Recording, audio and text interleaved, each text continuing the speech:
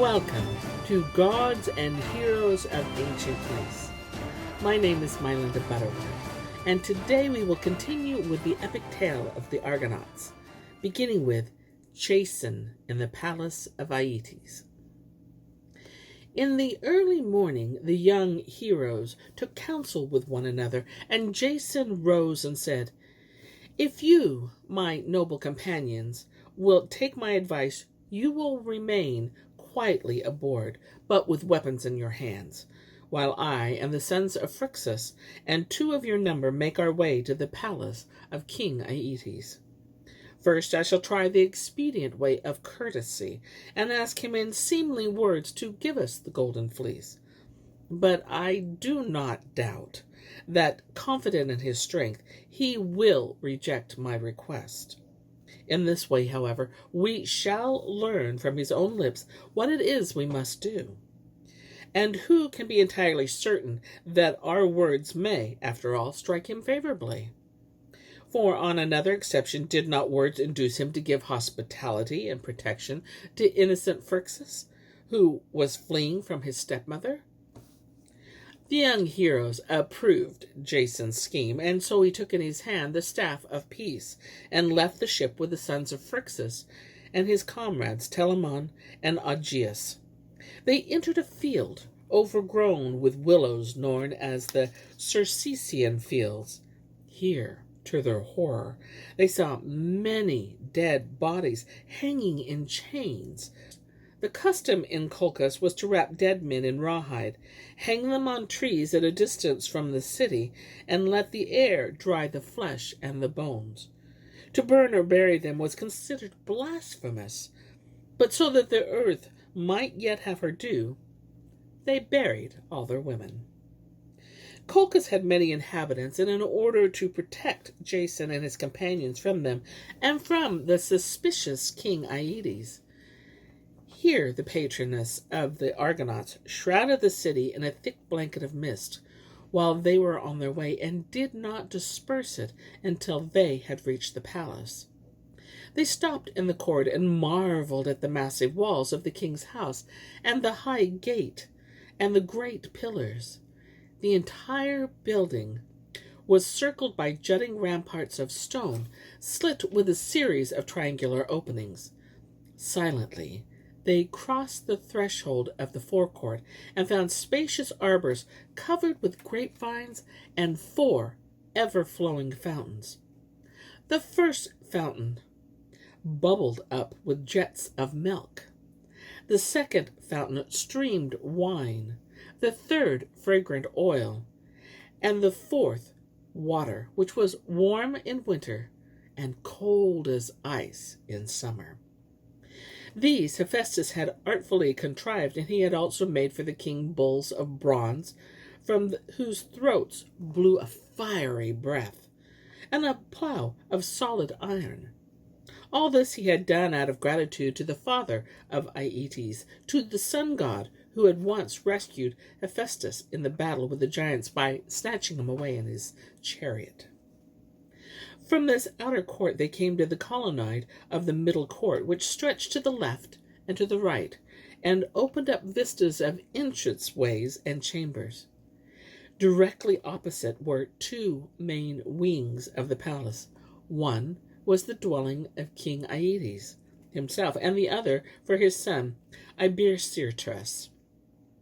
The remaining rooms were occupied by the servants and the daughters of the king, Cassiope and Medea. Medea was the younger daughter, and she was rarely seen about, for almost all her time was spent in the temple of Hecate, whose priestess she was. But on this morning, Hera, the patron goddess of the Greeks, had put in her heart a desire to stay in the palace. She had just left her chambers to go to her sister when she suddenly beheld the Greek heroes. At sight of them, she uttered a loud cry, whereupon Cassiope hastened forth with all her tirewomen. She, too, broke into joyful cries and lifted her hands to heaven to thanks, for in the 4 heroes she recognized her 2 sons, the children of Phrixus. They clasped their mother close, and for a long time these five wept and rejoiced at finding one another again. Finally, Aeetes too appeared, with Idira his wife, for the sounds of jubilation and tears had roused their curiosity. In a moment, the entire forecourt was swarming with excitement. Here slaves were slaughtering a splendid bullock for the new guest. There others were splitting wood for a fire, while others heated water in great cauldrons.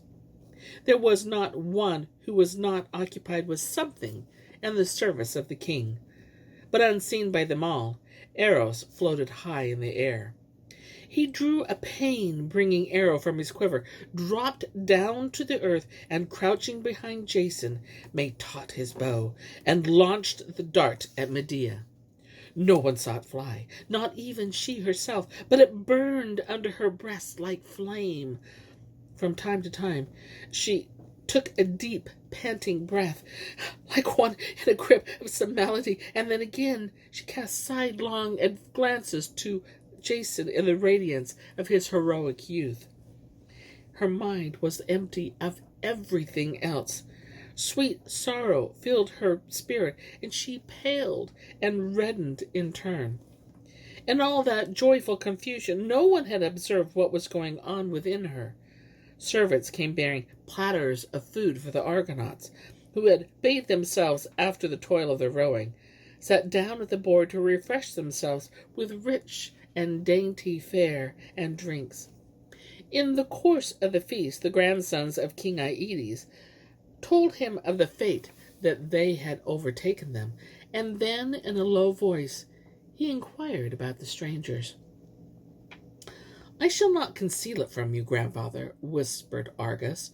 "These men have come to ask you for the golden fleece of Phrixus our father. A king who is anxious to cheat them of their possessions and drive them from their country sent them on this dangerous quest in the hope that they would not escape the anger of Zeus and the revenge of Phrixus. Palace Athene herself helped them build their ship, which is not of the sort used in Colchis. We, your own grandchildren, let me tell you, had a very poor way, and for a very first blast of wind it fell to pieces. But these strangers have a ship so firmly joined, so stout, it defies the wildest storms, and they themselves ply the oars unceasingly. The bravest heroes of all Greece have gathered on this vessel." And he told Aeetes the name of the noblest of them all, and also the line from which Jason was descended. When the king heard this, he was afraid, and he grew very angry at his grandsons, for he thought that it was through them the strangers had come to the court. His eyes burned under their bushy brows, and he said aloud, "Out of my sight, blasphemers and plotters that you are! You have not come to fetch the fleece, but to snatch from me my scepter and my throne. Were you not guests at my board? I should have your tongues torn out and your hands hacked off, and leave only your feet to go with." When Telamon, the son of Aeetes, sat nearest the king, heard this talk, his spirit seethed with rage, and drove him to leap from his place and retort to Aeetes in words more violent than his own. But Jason held him back, and gave only a gentle voice in answer. "Contain yourself, Aeetes. We have not come to your city and into your palace to rob you. Who would understand to take such a long journey over a perilous sea for the purpose of acquiring another's possessions? My resolve was prompted by destiny and the command of an evil king. Grant our requests. Give us the golden fleece, and all Greece will acclaim you. We are ready, moreover, to pay our debt of thanks. If there is a war anywhere about, or if you desire to subdue a neighboring people, take us for your allies, and we shall fight for you." Thus Jason spoke to propitiate Aeetes. But the king, undecided whether to have them slain immediately or first to prove their strength. After some reflection, the latter course seemed the wiser to him, and he answered with more composure, "Why these timid overtures, stranger? If you are indeed the sons of gods, or at any rate no less well born than I, and desire another's possession than to take the golden fleece away with you, I begrudge nothing to brave men. But first you must perform a labor. I usually do myself, since it involves great danger. I have 2 bulls which graze in the fields of Aeetes. They have brazen feet, and are from their nostrils they leap tongues of flame. I have 2 bulls which graze in the field of Aeetes. They have brazen feet, and from their nostrils leap tongues of flame. With them I plough the rough field, and when I have turned over the clots, I do not sow Demeter's yellow kernels in the furrows, but the teeth of the horrid dragon. From these spring a crop of men who press in upon me from all sides, but I slay them with my lance. At early dawn I yoke the bulls, and in late evening I rest from the harvest.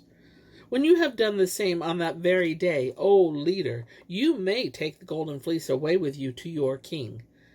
But not before, since it is only just that the less valiant man should give way to the better." Jason sat in his place, silent and undecided, for he did not venture to promise offhand to perform so fearful a labor. But he marshaled his wits and replied, "The task is heavy, O king, but I shall do it. Though I perish in the doing, after all, a man cannot meet with worse than death. I shall obey the destiny which sent me here." "Very well," said the king. "Go to your own men now. But consider, unless you intend to carry out the feats I have described, leave the work to me and shun my country." And here's where I end my tale for today. But I'll be back tomorrow with more tales, many more tales. Until then, my friends, enjoy the journey.